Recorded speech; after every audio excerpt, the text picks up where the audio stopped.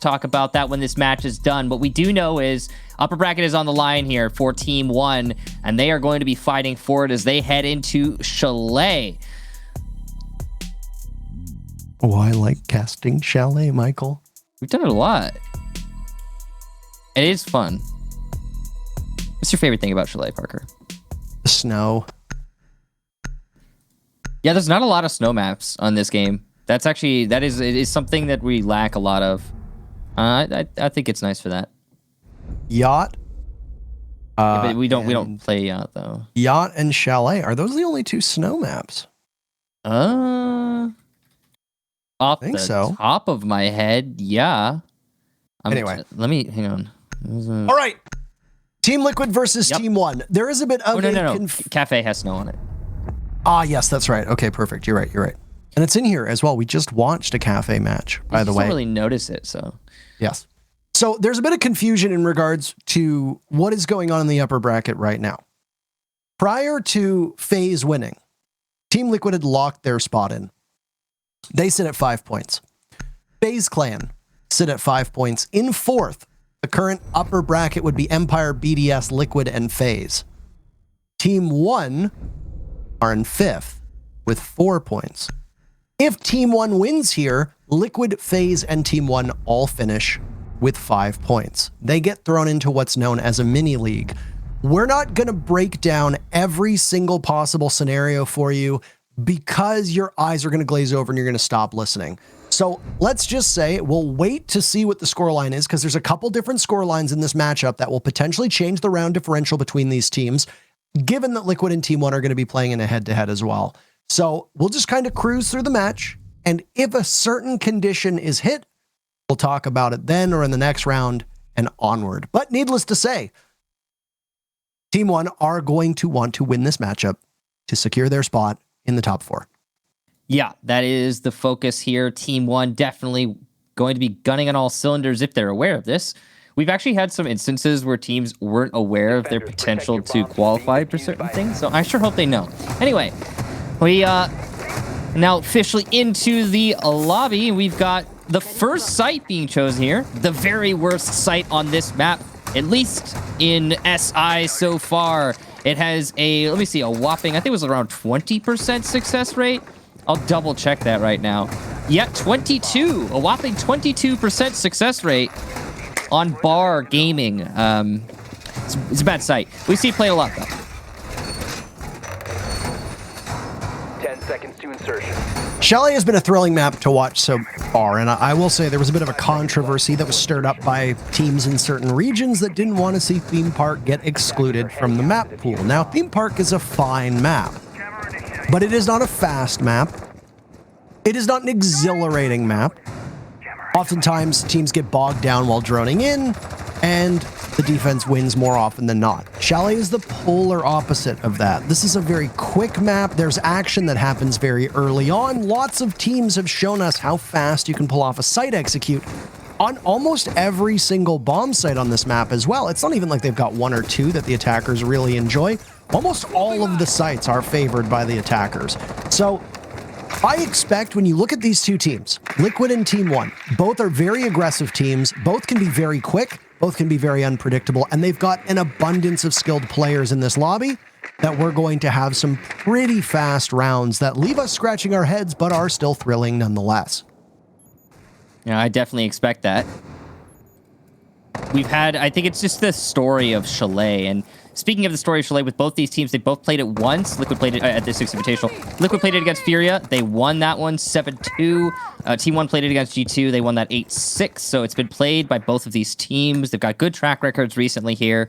Much better for Liquid, but of course, things have changed. We talked about it a little bit.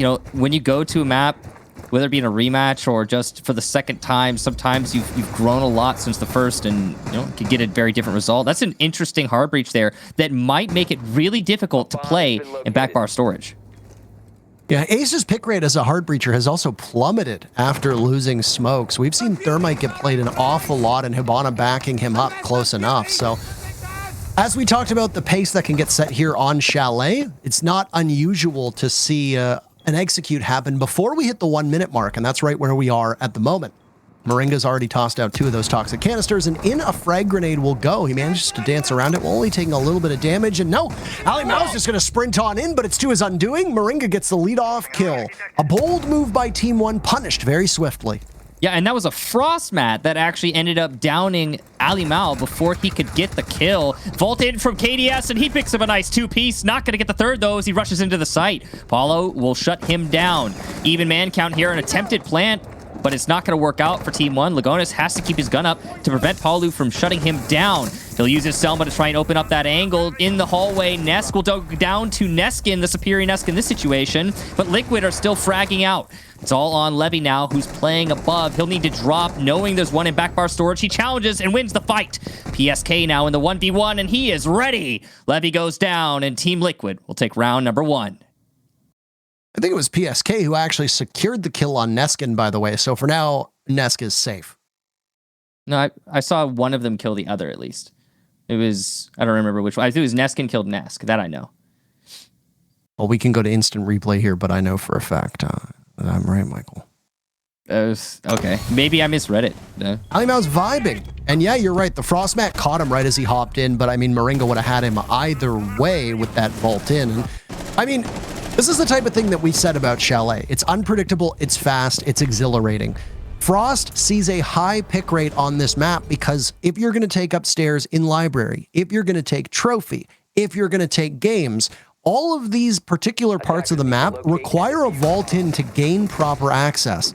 And every time you go to do that, you're going to find yourself either having to take out the frost mat or somebody who's going to be babysitting it. Most teams will have somebody camping near the mat. That's just the way it works out. It's not exactly common to just leave them haphazardly over the map and have teams vacate the premise. So, you know, do I challenge the mat? Do I challenge Moringa in that position? Team 1 were chomping at the bit to break in and try to get off a quick plant. You could see it. They expended a considerable amount of utility. Grenades went in, flashes went in. They tried to throw multiple drones at the site, but Moringa swatted it all away, persevered, and got that very first kill, which ultimately knocked Team 1 on their heels. They recovered quite gracefully, and it was because of that Selma that you talked about early on the stairs. Just KDS walking in and picking up 2 very fast kills and causing Team Liquid to have to pivot off of their spot and look towards the front of the site by the lobby. That definitely caused a lot of problems there for the defense of Team Liquid, but still they persevere. Now, it's going to be a kitchen dining defense next. Less pressure going on here. Just get the default cam for KDS. Knows it's there, doesn't want to have to deal with it later. Okay, so we'll get it out of the way. Meanwhile, you've got Ali Mao, who has worked his way in downstairs. Team 1 clearing from north over. Not a library take as we so often see on the top floor clear, instead of Solarium execute. I actually really like the Solarium execute. It's a little contained. It can be claustrophobic sometimes, but it's a nice idea. Ooh, look at this. Ali Mao's going to open this hallway up from below so that if Moringa, who is spotted in trophy, decides to try and retreat through the hallway, he'll get cut off. I like what we've seen out of the Buck plays so far. I've been kind of bummed out by the changes that brought Sledge back so forcefully into the meta at the expense of Buck, but I think for balance-wise it had to happen. And of course, this vertical play is one of the hallmarks of a good Buck, and it's his major advantage over a Sledge. You can work from below. Chalet is a map with a lot of destructive capabilities, especially on these 2 sites. So when you look at it, Buck is going to pay immediate dividends. All the while this is happening, Team 1 are going to take upstairs as best as they can, and while focusing on the main floor. Half of the round is gone by, and Palu and KDS have both taken some damage, but other than that, everybody is still alive and well. Definitely calm before the storm here. These teams are very close to each other, but they have yet to reach contact. They'll be opening up the little shelf inside of West Lobby, and that's going to give a good line of sight into the site. Look at that. It's always weird when you have to say it like that, but there it is. KDS going to have already eaten some damage. He's trying to dish some out there, and he is going to keep the anchors inside of B, keep their heads down, and unable to peek over the cover. Alamau has worked his way into the West Lobby. He could do some great work from here. And there's a lion burned as well. At the exact same time, one spotted, and that'll be it for the EE1Ds that Levy has access to. KDS's proximities will go in, and he manages to catch a C4. Beautifully done, and position given away with that as well. So Ali Mao's the one, first line of contact. KDS looking downstairs with Ali Mao with him. Sexy Kate grabs a kill, as does Neskin, taking out PSK. Revenge from the previous round is now Liquid's guns finding their marks, leaving Lagonis in a 1v4. He's toiling away inside of the site, and he manages to take one down before the ceiling erupts above him, and Nesk finishes that off to give Team Liquid yet another round. Big round there for Team Liquid, and the biggest problem for Team One was the fact that they did not clear out the top floor. It's curious, if you're going to be doing a Solarium take, or what you would consider to typically be a Solarium take on a North Over, you do need to take Solarium and then the rest of the top floor by extension. But instead, it was actually a trophy take for Team One, and they went below, which is cool and all, but really lacking a lot of control upstairs, and it caused so many problems. I think 3 deaths to the defenders roaming above. That is unacceptable. Attackers need to locate and defuse. I don't know how successful the Lion has been through these 2 rounds, so I understand why they're now moving off of that and going with something a little bit more conventional. When you look at the operator lineups that tend to come on Chalet, well, Yana's pick rate is going to soar. Zero and Nomad will kind of function in the same way. You'll have the Nomad there to do some flank watch, so you don't need to. The flexibility that comes with those Argus cams from Zero allows you to flank watch, but it also works as an entry tool. That's something that Nomad really can't do. A Nomad bringing flashbangs, though, is also integral if a defender decides to bring Rooney. In this case, Liquid are foregoing that. Instead, we'll see a Legion to try and slow things down as best as they can. Frost emerges yet again as, well, we talked about the Solarium takes, and there is a perfect opportunity for this to happen as the bomb site will be upstairs in Master. We'll see exactly what Team 1 commit to. Will it be the Library take or the Solarium one? Either way, it's going to have to be a top floor clear, obviously, because that's where the site is. Looks like a committed roam on the Library side, and you've got control already at the balcony for Team 1. This could give them a direct access to the site. The Gon 6 has been used here a number of times for an explosive entry into office. I wouldn't be surprised if we see it again. Looks like they're actually... Lagonis is just droning this out right now before they commit. And there they go. This has been seen time and time again. Barnstorm the site. You've got control. Go for a potential plant. Who's it in the hands of? It's Lagonis, but Liquid finds the first mark, taking Alima out again. He's been unsuccessful. He's been one of the top performers so far in this tourney, but for him, it's a rough start. Down goes Neskin as well. Huge explosion underneath him. Lagonis should have no problem getting this diffuser off, and the Jaeger gets spotted. Oh, but KDS loses the fight. Sexy Cake is superior on this one, and Liquid get a flawless retake with the diffuser down as well. That round and that push was over before it started. Nobody from Liquid spared at all. No blood sacrificed, and it's a perfect rotation as they're up 3-0. Yeah, I don't remember the last time, Parker, I saw a flawless defensive win post plant. You don't really see those a whole lot, so that's pretty rare. And Team 1 are definitely suffering right now on these rounds.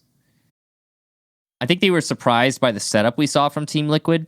The whole holes in the wall thing by Box, that caught them off guard because I think they were attempting to push deeper to go for a plant behind the half wall, which they couldn't do because the holes were open.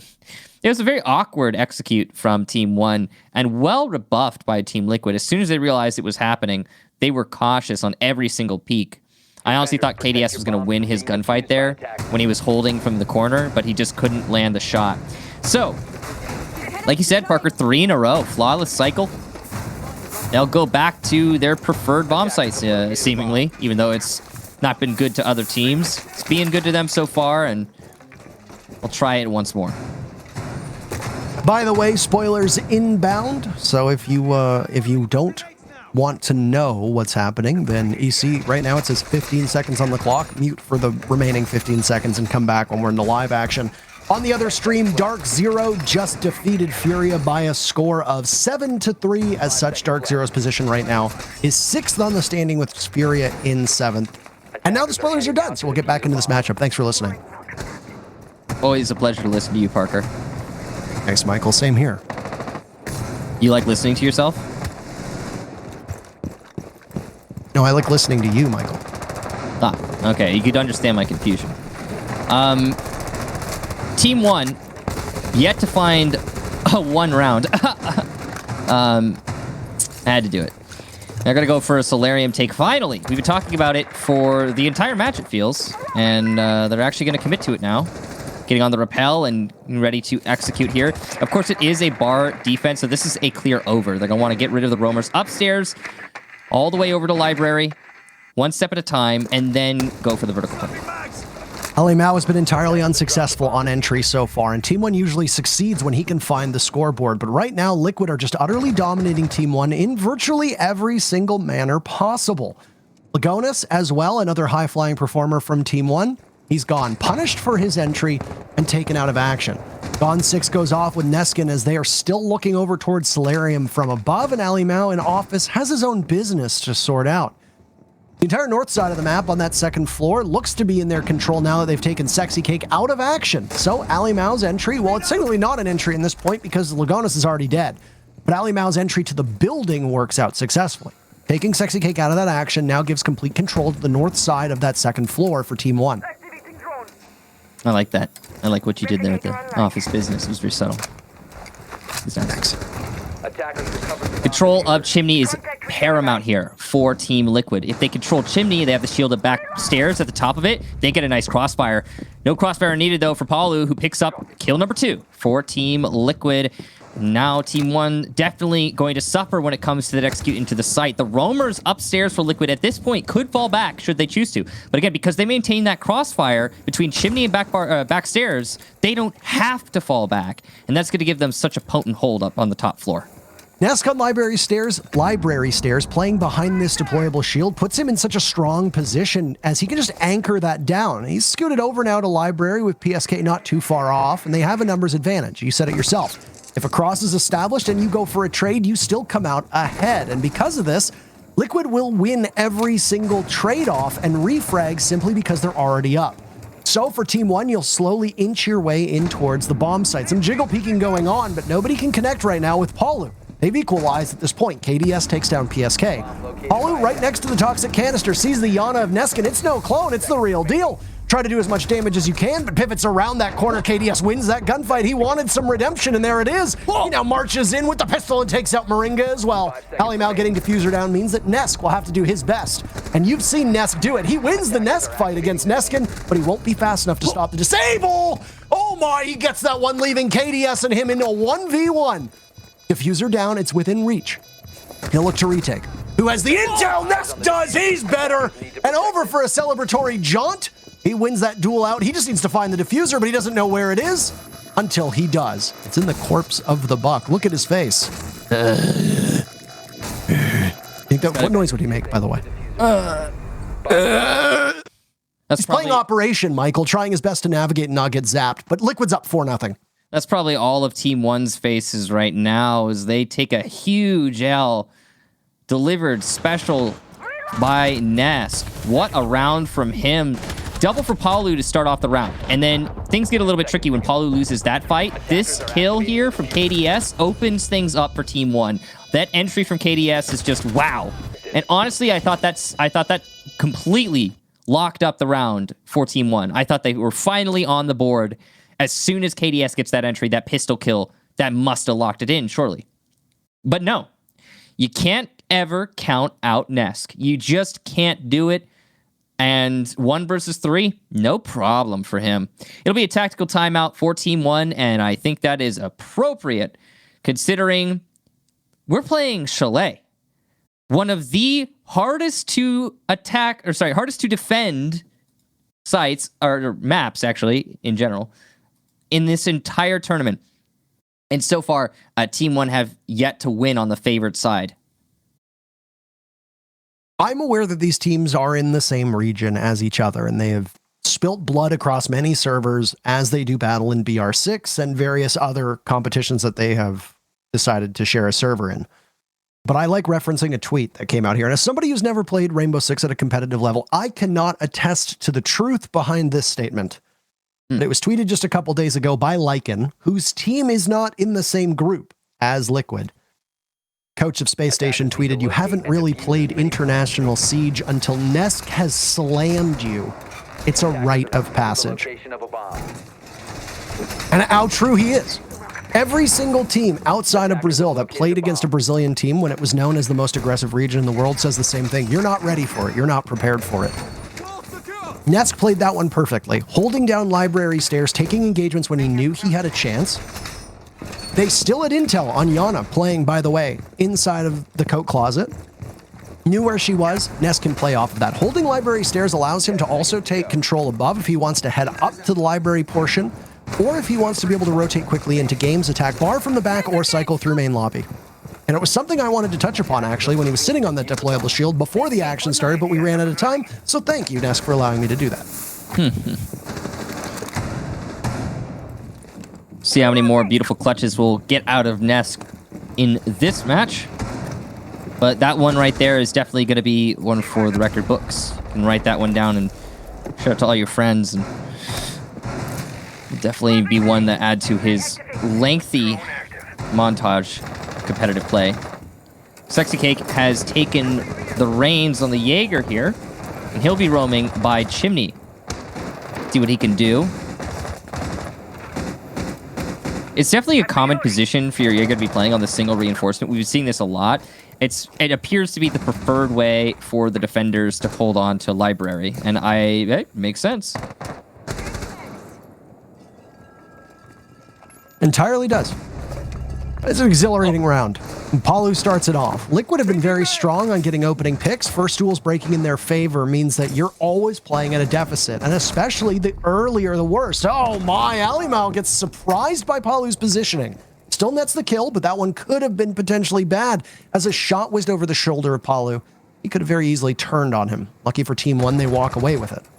That's going to be an advantage actually brewing here for KDS as he takes down Sexy Cake. That's big. Not going to be a re there from Ness as he gets shut down for the backstairs, and it looks like it's all over. Oh. KDS walks in with the pistol. Team 1 will take the round. That is a fast series of events for Team 1 and works out great.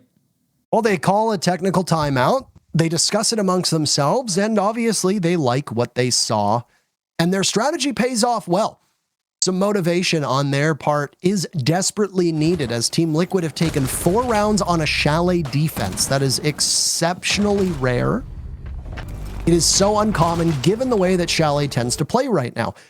As an attacker, you can exert a lot of influence with quick drone work, tons of soft destruction, and the ability to take map control quite fast if you know what you're doing.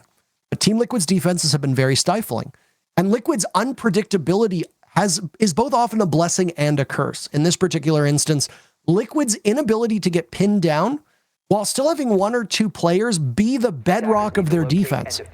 Whether it be Moringa, whether it be Sexy Cake, whether it be Nesk playing closer to the site, Team 1 don't seem to know how to divide their forces. They've struggled on entry, they can't clear out the roamers, and then they're often weak and have to limp into an execute where the anchors are prepped and ready on Liquid's side of things. I love how much we're seeing this Frost. It only took, I want to say it only took a few months of seeing Frost in comp play for her to become normal. But I want to mention, she used to be such a joke of an operator. It only took a few tweaks to make her incredibly viable. Mostly it's that sidearm shotgun, the shield, and the fact that you've got a 1.5 on a no recoil SMG with 35 bullets. Anyway, so it's cool to see her. Now, Liquid have put up one of the best showings we've seen on Chalet defense so far through this Invitational. Again, before this match, Chalet had a 39% defensive success rate, which is like ridiculously low for Siege. And I'm sure that'll probably change quite a lot, actually, after this this match's stats are tallied. We'll see.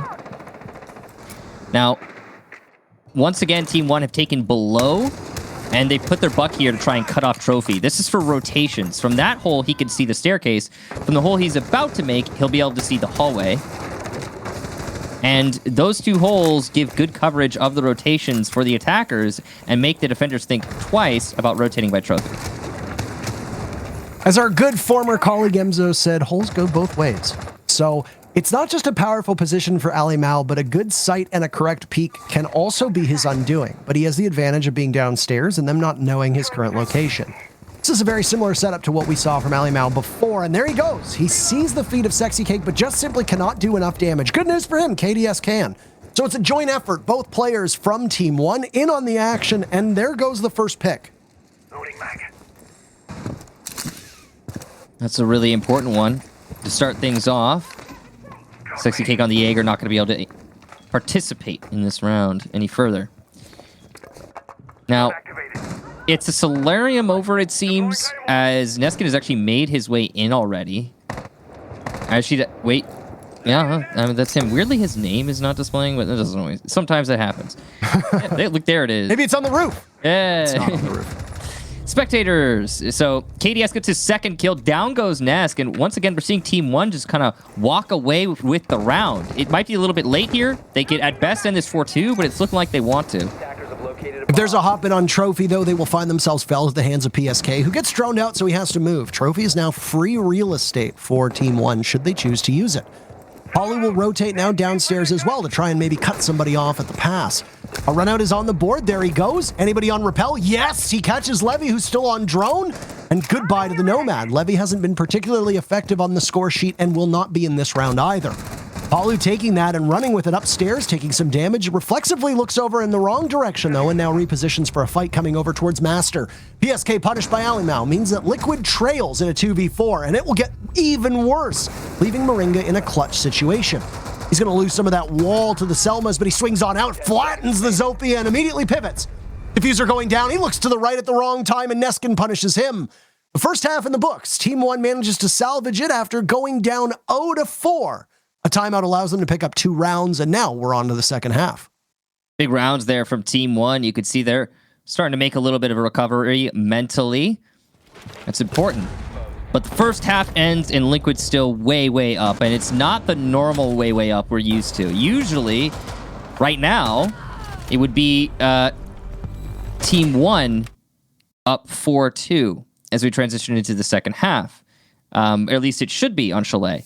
But it's the opposite. So Team Liquid are in a great position. They can generally be, I think, a little bit more relaxed in their play, considering their advantage that they gained in the disadvantaged side. That last round, early picks, Liquid just never recovered. They made an effort, though. I mean, it's cool to see them going for those long runouts from front door, for example. It's pretty wild. Didn't work. Got a kill, but didn't recover the round. So well done to Team 1 getting that early advantage and never relinquishing it. I mean, here's the problem. Even if Team 1 settled themselves, settled their nerves, and were able to come up with a more cohesive strategy on attack, which I would say they did. They looked far more confident, they were more methodical, and they weren't just rushing into their death. They've now lost the favorable side on Chalet, and Liquid, who is a team that doesn't historically have a problem of making noise on attack, is now going to have the upper hand through the final half of this map. You often find yourself losing the battle in the first half of the matchup, depending on how you play it out, and it's entirely possible that this happens for Team 1. Obviously not calling into question when they took that timeout. I think it was a good time to call it. I think you'll agree with that. But the problem is that the damage might already be too much done for Team 1. Yeah. I mean, would be unfortunate if they weren't able to recover here. But it's definitely possible. Don't count them out yet. Team 1 have had some really impressive performances so far through the group stages. And even though they definitely failed a lot today, lost to FaZe, lost to Cyclops, they've still put up a heck of a fight in previous matches. I mean, heck, they beat Dark Zero in on the 13th, on the, what was it, the third play day for Group A? No, second play day for Group A, third play day overall. It's been an interesting journey for them, and they've definitely proven themselves. So even if they lose this match, they are still going to be in the playoffs. They just wouldn't be make it into the upper bracket. It's a risky situation for Sexy Cake there, though, as he doesn't actually venture too much and manages to open it up. And now a sightline will follow, but some of that pesky reinforcement still in his way. Grenades in hand, so he can try and throw them through. It doesn't look like there's a Surya gate to stop him. A deployable shield might cause him some pause, but good news, he's got explosives to take care of that. Halfway mark now as Liquid will try and circle to take control of where the site is not. They need to try and alleviate the presence of the defenders that are playing from above. There's a hard wall there, by the way, so no damage can be done from the firing of Paulo, who's now looking for more after taking out that Banshee. It's going to head over in that direction with the trusty SMG-11 in hand, but nice line of sight for Team 1 to take him out of action. Phone calls will ring now to try and give some intel, but there's no possible follow-up for Liquid just yet. There it is. Levy goes down in the closet, and this evens out into a 4-on-4. A little bit of a break in the fight there, as Liquid will fall back, and Team 1 will as well. It is, of course, a dining kitchen defense. So that clear upstairs, netting what it could, and it's actually PSK to take down KDS, who puzzlingly was trying to push up the Solarium stairs. That is not the right call in this situation. Alamal will correct course, though, as he peeks out through dining door. Gas canister to delay, and the push is going to be much more difficult for Liquid as we hit the last 15 seconds. Team 1 just need to keep themselves alive and hold on to these bottlenecks. There's an extra hole in the bottlenecks, though, as the breach has been made earlier in the round. C4 denies the plant. Lagotis also gets one elsewhere. It's just on Nesk. He has to find 3 kills in 3 seconds. It's not going to happen. He'll get none as Lagonis swings him from kitchen, and Team 1 will take a defensive round. Damage done, but nothing gained from it whatsoever. And that puts 3 in a row now for Team 1, who have seized this motivation and seized this enthusiasm and are just carrying it onwards. The one thing I just will say about their disposition is, well, even when they were losing, they were still singing, they were still cheering, and you could see the multiple cams that we had of Ali Mao after the rounds showing that there's still a lot of elation. They're obviously not bogged down by this. They know that their place in the playoffs is secured. The question is, will it be top 4 or will it be in the lower bracket? A victory over Team Liquid solidifies their spot in the top 4. They're getting close to that, or at least close to being able to tie it up, as this is an impressive 3 rounds strung together. Once again, I will say, and we will continue to repeat this, they are playing on the less favorable side of a very attacker-sided map. Now, if Liquid wins one more round, they will secure themselves 3rd place. And if they don't, Team 1 can take that 3rd place away from them, supposedly. So in the head-to-head. So let's say Team 1 just barnstorms back right now, and they win all rounds, and it's a 7-4. They actually would apparently be in 3rd, which would put Liquid down in 4th and FaZe in 5th. That's my understanding. So one more round could make all the difference here for Liquid. Now, they're going to go to, or rather, Team 1 is going to go to a bar defense here. They brought the Alibi on Levy. That's an interesting pick. You don't see Alibi a whole lot, but she could be pretty useful, actually, at this level, if employed correctly. And usually, you're going to slow down the attack just ever so slightly with the Prisma. Even a couple seconds of consideration could be useful at this level. All of them still remain in the pockets of Levy, so I'm curious as to where he's going to put them down. One problem that Levy has had so far through these 7 rounds is he has 1 kill to his name and 7 deaths. He has not been particularly effective in the offensive firepower department. If you're going to play as Alibi, there's a couple reasons why. One of the most common ways that we see these Prismas deployed is through the soft wall, so that when in very common pre-fire spots, the attackers are tagged and will need to stop for but a moment. It's also a brief bit of information that goes to the defenders, which can be crucial ultimately in determining where those defenders or where those attackers are going to come from and where you want your defenders to play off of. Levy hasn't set down a single one of those Prismas just yet, so it's anybody's guess as to how this Alibi is going to be used. There goes one, as a logic bomb also comes out from Moringa. Still the back stairs, pressure on that shield, and there's even one by Chimney to help out Neskin in his hold. Again, this crossfire, difficult to deal with if you're trying to confront it directly, and I don't know if Liquid's going to want to even contest it. Usually you go for an attack somewhere else if you can't deal with the shields, and right now Liquid seems to have completely vacated that push. They're droning it out, but there's no one near to push into that top floor. They're all set up on the top, on the roof. Oh. It's a nade stack to get rid of the shield. The ADSs and the nades follow, but the magnets are being thrown out. They need to do this quick, and it'll work out. That magnet was just not fast enough. It wasn't primed and ready, so while the ADS was burned out, the magnet will still be there, much to the frustration of Team 1. Neskin in particular was just a half second off. There goes another Prisma. Looks like it just got tossed out from Levy. Paulo surveys the damage that's been done over towards Library. Levy's fallen off this position that he was holding at the top of Library stairs because there's no deployable shield. Less cover means that he can't really do too much. Though the cover that's there is the Alibi Prisma, and he can work around that clone. 3 drones for Team Liquid with 45 seconds remaining, and the final logic bomb used by Moringa will hopefully help Liquid gain some information. They'll toss out flashes. Moringa now playing by the balcony. Still, he also surveys the damage that's there. Out goes the Frost Mat. He hops on in. Nesk starts off the killing. Alimo answers back.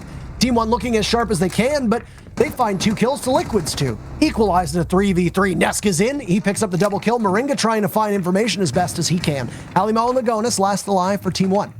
Down below, 15 seconds left. Alimo's caught out, though. He didn't know that somebody was playing on the main stairs. Lagonis will have to clutch up in a 1v3. If Team 1 can do this, they'll be tied up. If not, Team Liquid stretches the lead that they currently have. Lagonis knows there's somebody at the bottom of main stairs. He can't outduel Nesk. Few can, and Liquid take the round. Big round there from Liquid, and that does mean that, as far as I can tell, Team 1 will not be able to take 3rd. They could still take 4th, though, I believe. They just need to get the win. So, that's Liquid securing their spot at 3rd place, from my understanding. 5 seconds to go. And Team 1 are seriously on the back foot, struggling to win on these defenses. They're going to switch up their site selection. They'll go to Master. So that last round, despite the great setup from Team 1 with the double shield crossfire, the one we so typically see, because Liquid was able to get the backstairs shield, the crossfire was lessened. You could still peek from the staircase, but it's a huge risk, which meant that the Wamai playing by Chimney was feeling a lot of pressure from the balcony and through the direct push in from Piano. So just in general, you're not able to play as aggressively as you'd like as those roamers upstairs for Team 1. Despite this, Team 1 did manage to trade out evenly upstairs, but then they doubled down and tried to re-engage the top floor attackers, and that ended up costing 1 extra player, which cascaded in the round going in the favor of Team Liquid. It's a rough spot. Team 1 need to be careful in pacing their engagements.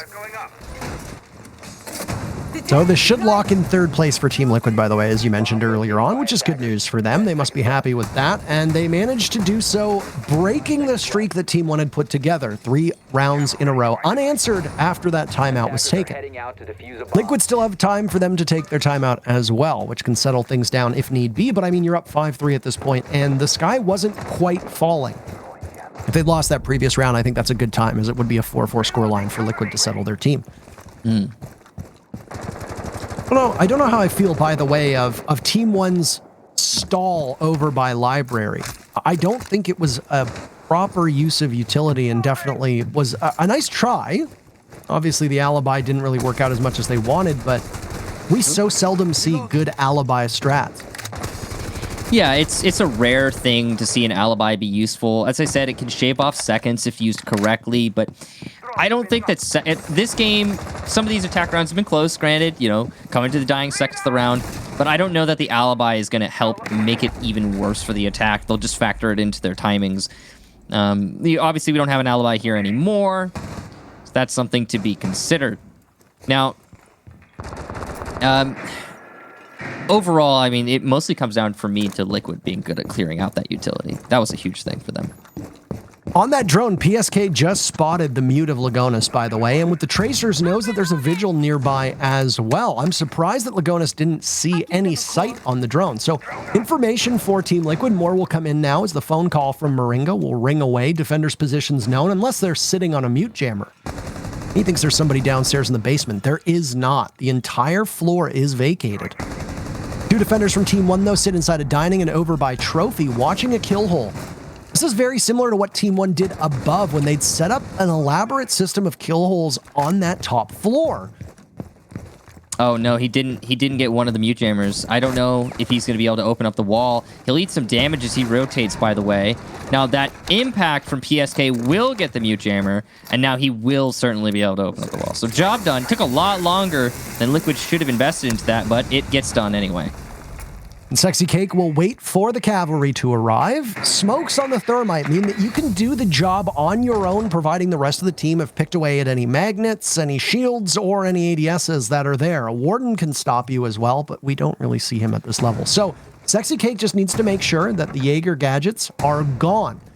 Once that's done, you've got a pretty safe nook that you can sit in and get that diffuser down. You've also got to bait out any C4s and smoke canisters, and that's the next step. Alimao still has one smoke remaining, and there's a nitro cell in hand for Lagonis. The question is, where is it?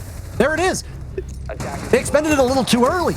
Levy starts things off. Nesk answers back. Alimao trades through it. Liquid are trailing, and now Sexy Cake, with the smoke finally cleared, is going to get that plant down. Team 1 will need to be called into action. KDS jiggle peeks around, but there's nobody there, so Moringa will have to watch the flank. But no! KDS jumps up and nets 2 big kills. Moringa last one, and KDS will clean them up, with Team 1 having no problem securing the diffuser in a post plant. No match point for Team Liquid, as the answer back comes in from Team 1. We often talk about Alimao. We often talk about Nesk, but look at this KDS. What a round from him. What a big win for Team 1. They are giving this their all. They gotta say, very slow round from Team Liquid. They could have been a lot faster on their execute. For example, Sexy Cake spent, what, 30 seconds? No, maybe 25 to... Yeah, no, 30 seconds. He spent around 30 seconds in the main lobby trying to shoot through a floor to destroy a mute jammer. That is not his job. That is anyone with an explosives job. It takes them a second, and they go back to whatever the heck they were doing elsewhere. It also left Sexy Cake very exposed. As your lone hard breacher, that's risky business. And Sexy Cake did manage to get the wall open, but even after that, it's a very slow round from Liquid. They paused to drone out. Fair enough, but they had 40 seconds left when that wall got opened. And they had 20 seconds left when they went for the execute on site. And obviously that's not going to work. When you're dealing with such a linear execute as the one they had set up, no real flank potential, no real pressure from anywhere but the breach and the balcony, you're walking into a meat grinder, and Team 1 were ready to crank. Grinding them down.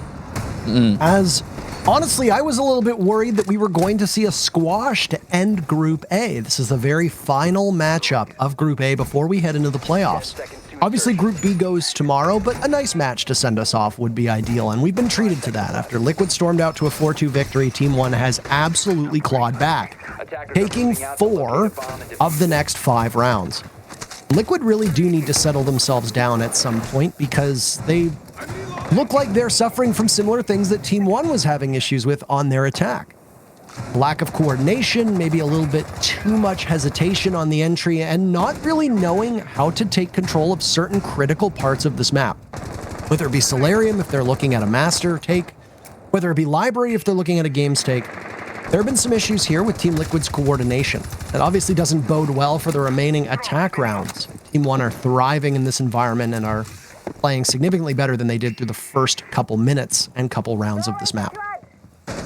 Ooh, dangerous game for both players, Levy and Nesk. Neither find each other.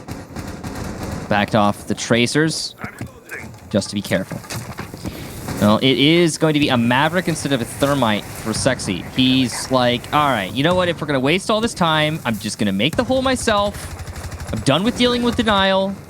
And he brings the Maverick. And it's working out pretty well so far. That's a good hole there for the entry. He'll make some line-of-sight holes like we saw last time. And that way, there's no time wasted for Liquid when they go for the execute on the top floor. Now, of course, this is not the same site. This is a kitchen dining defense.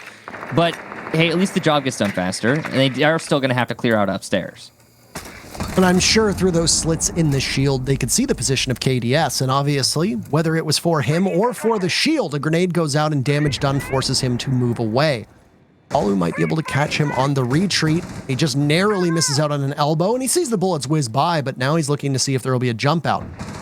Nobody's there just yet. He needs to cover this angle if Sexy Cake in his current position is looking for a vault in over by Piano. Grenade goes out, claims the shield, but nobody from Team 1 is even remotely close to that position. Yeah. Needs to be a little bit quicker on Team Liquid in terms of determining what's going on. As you could just see, we got to see it because the highlights through the walls. Team 1 have all fallen off the top floor. It seems like they're going to stay off the top floor. Liquid has not realized this yet. It's an anchor and a downstairs presence to try and counter the late push into sight. The tough spot for Moringa to be in. He's got intel from the logic bombs going off, but Levy's going to waste as much time of his as possible. Sexy Cake falls, that's diffuser down as well. Not an ideal start for Liquid. Levy repositions, expecting somebody to come at his from trench, but he watches the doorway and will need to look elsewhere as he's just going to waste his own time at this point. Palu smashing from above. That Sledgehammer's doing good work, but his gun's not going to be able to as he misses out on the target down below. A frag grenade is ready with somebody's name on it. If you can drop an anvil on their head, there it goes. Moringa gets taken out by Nesk after picking off Levy. Alamo down as Lagonis gets a kill, and everybody is in on the fun. Nesk punished now, leaving Palu in a 1v2. To tie the matchup, Team 1 just need to control their recoil and get in on it. With a second left, Palu won't be able to clean up on site. He nets 1 kill, but it was keep away from Team 1. We're tied up. 5-5. Wow, what an awkward series of engagements there. We didn't really see a lot of direct confrontation, a lot of side-to-side combat. Very awkward. And 5-5 is a good scoreline for Team 1. They're still vying for that upper bracket spot as far as I could tell. It's not third. So there's pressure on them to get the win here. That clear on the top floor from Liquid, a little bit slow. Little bit. Ignore that. Just say, hey, you didn't see anything. All right. That's don't mind that. Don't look at the script behind the. I mean the accidental flash of the win screen. Tactical timeout for Team Liquid. They're going to consider their options here. The timing always comes into play as to whether you want to do it earlier, whether you want to do it later. If you can put a team on what you feel to be the razor's edge or they feel to be the razor's edge, then they can call it. And well, if you take a timeout in the first, second, third, fourth round, whenever, and you're not going to be able to settle things down later on. Team Liquid started off this map with the upper hand. They were playing well. They were unpredictable on defense, and Team 1 were, I think, being a little bit too confident in how they could take map control and entry without giving proper respect to the positioning of Liquid. That lack of information often resulted in them getting punished. They surrendered the first couple picks in a number of rounds, and that snowballed, allowing Liquid to take that 4-2 lead, as we talked about. But that 4-2 lead from Team Liquid feels like an entire match ago, because since then, Team 1 has been an absolute powerhouse, playing off of good intel, working with one another. And I mean, honestly, it hasn't really been just because one player has simply improved. Everybody on Team 1 has done what they need to do. Some obviously more impactful than not. It's hard to look at the scoreboard on the right-hand side of your screen and not single out KDS. He's been superb. But when he was on attack on those 2 crucial rounds, he was getting droned in and playing off of that intel that was conveyed to him by the support players. On defense, once again, he has roamed, often supported by his team and by information that's been given out. Yeah, and you're always going to have somebody who stands apart. Like, I find that so common. There's very rarely a match where everyone on the team is all contributing the same amount in terms of the kills. And we have seen those matches, to be clear. It's uncommon. It's more often that someone in particular, in this case KDS, when it comes to Team 1, will stand apart. On Liquid side, there's a lot more even of a split, but you get the idea. I like that that's being opened there by Levy. That hole above main stairs does 2 things. Number 1, it offers a rotation for any roamers much faster than going through the main lobby. And number 2, it prevents the attackers from confidently pushing down main stairs. If they haven't fully cleared out the roamers, they might expect to be peeked from that hole at any time. Here's the problem for Team 1. This is often a miserable site to defend. Will they be successful is the question or not. We see teams lose control of the front of Snowmobile, and then it just spirals worse and worse as time goes on. Already that avenue into the site has been opened up. They get more intel. The double hard breach combo for Liquid means that they can also pick away at the back without having to risk Sexy Cake repositioning. And even though for the moment Nesk isn't close to Wine Cellar, he can get there or to Trench pretty quickly with Hibana.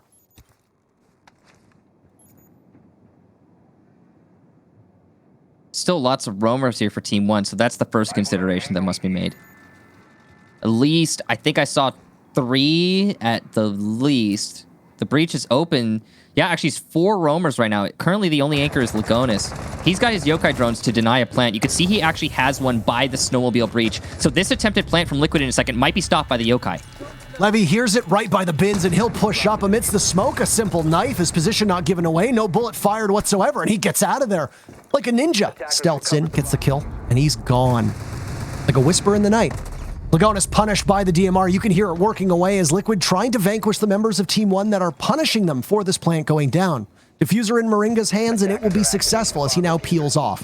Neskin and Alimo know what they have to do. They've got their work cut out for them. Alimo gone, so Neskin, to stop Team Liquid from going to match point, will have to deal with that gaping chasm between him and the attackers. Inside of blue, isolated from the diffuser. A beautiful shot on Nepalu. He's going to need 2 more of those, as this heroic attempt to get back into the site can be thwarted at any moment.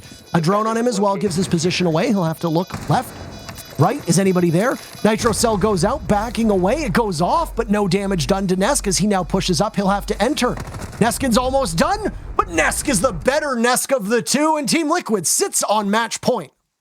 Rough situation there for Neskin. He really had little to no chance of winning that one out, especially with how carefully Team Liquid were playing that. Honestly, Palu did give a little bit of an opportunity away when he peeked into the doorway. That kill there, clearly there was a mark for Neskin. He had information from something, probably a yokai drone, whatever the case be. That information allowed for the 1 kill, so you're not dealing with 2 fronts, but there's still the crossfire when it comes to the breach. And like I said, not really much of a chance. So, nice try. Not going to happen. 6-5 now. As you mentioned, Parker, match point for Team Liquid. All the hopes for Team 1 of upper bracket could be dashed right here. They will go to Bar Gaming. Again, statistically one of the worst sites on this map in an attempt to bring this one to OT. It's doable. It's just not going to be easy. Well, if Team 1 isn't successful on this round, then it's over. No overtime required, and then it'll be FaZe upper bracket, Team 1 lower bracket. They're still in. They're still going to continue forward. It's not a loss. But, I mean, you want the easier path, let's be honest. The upper bracket goes so far, too. Like, it's a major night and day difference. So, it's that one extra little piece of buffer between you and elimination. So it's an important match, this one, and this round is, because of that, an incredibly important round for Team 1. Once again, if by Team the way... Liquid...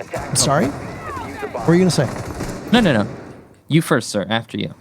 I was going to say that if Liquid prevails here, they will be in the portion of the upper bracket with Team Empire, and then FaZe would finish 4th. They would be in the portion of the upper bracket with BDS. So there you have it. And then, of course, you go on from there. If the 2 upper bracket teams win, then it would be Empire facing off against Liquid and BDS facing off against FaZe. But obviously, we have no clue which teams from Group B are going to make it. Right. And focusing on the implications here, Team 1 had a chance to solidify themselves in the top 4. This has been a young team that has risen very quickly, but obviously still have some struggles on a massive international scale. Liquid are proven, yet have had issues with consistency. This has been a very back and forth contest. And Chalet seems to be this way. There's chaos, a bit of sloppiness thrown in. And just a pinch of pizzazz. Sometimes a lot of pizzazz. And we could see it early on. Did you see Paulu's position out on the library balcony? No, if he doesn't I did look not. directly to his right, one of the defenders from Team 1 could very easily punish him. The Jaeger of KDS is sitting there waiting. You can smell it. Smells like roast chicken. KDS just waiting patiently, as you mentioned, Parker. He's got Levy in the hallway to assist him. I don't know if Palu knows about his position, but there's my discs, there's ADSs. There's no way Nade's going to dislodge that player. So the standoff will continue over there. Good cutoff from Moringa on the rappel. He's going to get line of sight to see if Nesk tries to cross in front of Chimney. He's also been droned out. Nesk's position now known. So Liquid's clear from the master side over so far has been successful in absorbing territory, but not the specific coveted ground that they're looking for. That top chimney, top backstairs, library area. That's still the hardest nut to crack on this defense, and Liquid are working their way around it. We've been skeptical of the alibi pick, but it will obviously be a crucial part of this hold. In order for Team Liquid to get the control they want, they'll have to cut through the ADSs and the Wamai discs. They're both there, and Elimel capitalizes off of PSK's negligence. An easy kill from the back as he stabs it through the backs of Liquid. And he will continue to rotate. Phone still ringing away, shoulder to shoulder with Levy downstairs. Diffuser in the hands of Sexy Cake. First kill for Liquid comes out. It's on to KDS. That's the best player for Team 1 statistically in this lobby. Can Liquid be able to put more together? Let's just seal the deal on this matchup. That's the real question. They have control of the site. There's no frost mats to deal with. If you want to vault in, you're going to have to throw through the smoke and through the alibi clone that's there. Nesk through the wall, tags out on Alley Mao and is now looking towards A. Got something brewing over by Bar. Seeing the smoke for but a second. Oh, he manages to down Lagonis, but Nesk has the refrag. His entry to the site, could it be stopped by Liquid? Finally, Lagonis finished off. Levy, Bailiff in hand. Is the diffuser going down? Yes, it is. Sexy Cake now will need to be stopped by Nesk, and Nesk in a 1v3. Diffuser goes down successfully, but he's stopped by Palu, and that'll be it. Team Liquid take it, and they've got third place in Group A. Third place and no upper bracket for Team 1. Of course, they still make